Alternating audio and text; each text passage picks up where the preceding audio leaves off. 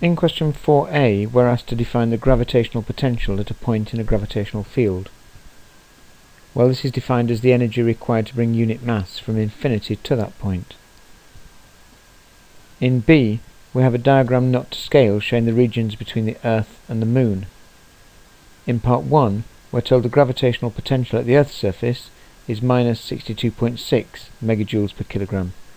Point X is on the line of the centres between the Earth and the Moon, with a resultant gravitational field of 0 and a gravitational potential of minus 1.3 megajoules per kilogram. We need to find the minimum amount of energy that would be required to move a moon probe of mass 1.2 times 10 to the 4 kilograms from the surface of the Earth to point X, expressing our answer to an appropriate number of significant figures. Well, the work done is equal to the mass times the change in potential, and so putting in the values, the mass of 1.2 times 10 to the 4 kilograms, the change in potential is the final potential minus the initial potential, and this comes out at 7.4 times 10 to the 11 joules. In part 2, we need to explain why once the probe is beyond X, no further energy would have to be applied in order for it to reach the surface of the Moon. Well, beyond point X, the gravitational potential will start to reduce as the Moon attracts the probe.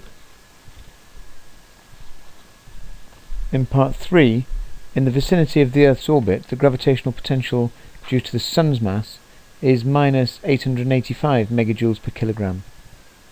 With reference to the variation in gravitational potential with distance, we're asked to explain why the gravitational potential due to the Sun's mass need not be considered when carrying out this calculation. Well, the distance between the Earth and the Sun is much greater than the distance between the Earth and the Moon. Therefore, the gravitational potential due to the Sun hardly changes in moving from the Earth to the Moon. In C,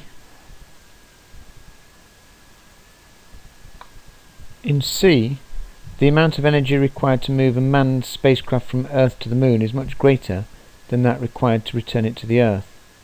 With reference to the forces involved, to gravitational field strength and gravitational potential, and to the point X, we're asked to explain why this is so. Well, the probe is attracted by gravity towards the Earth and the Moon. The resultant force on the probe is the vector sum of the two forces, and to the left side of point X the force is towards the Earth. To the right of point X the force is towards the Moon. It's much further from the Earth to X than from the Moon to X, so a force needs to be provided by the probe for a bigger distance on the way out than on the way back. The gravitational field between the Earth and the Moon is the vector sum of the two fields. To the left of X the resultant field is directed towards the Earth. To the right it is directed towards the Moon. On the outward journey the field is directed in the opposite direction to motion for much longer than it is on the return journey. The gravitational potential is at a minimum on Earth, reducing to a maximum at X and then reducing again as the Moon is approached. The gravitational potential is at a minimum on Earth, increasing to a maximum at X, then reducing again as the Moon is approached. The change in potential is much greater in going from the Earth to X than in going from the Moon to X.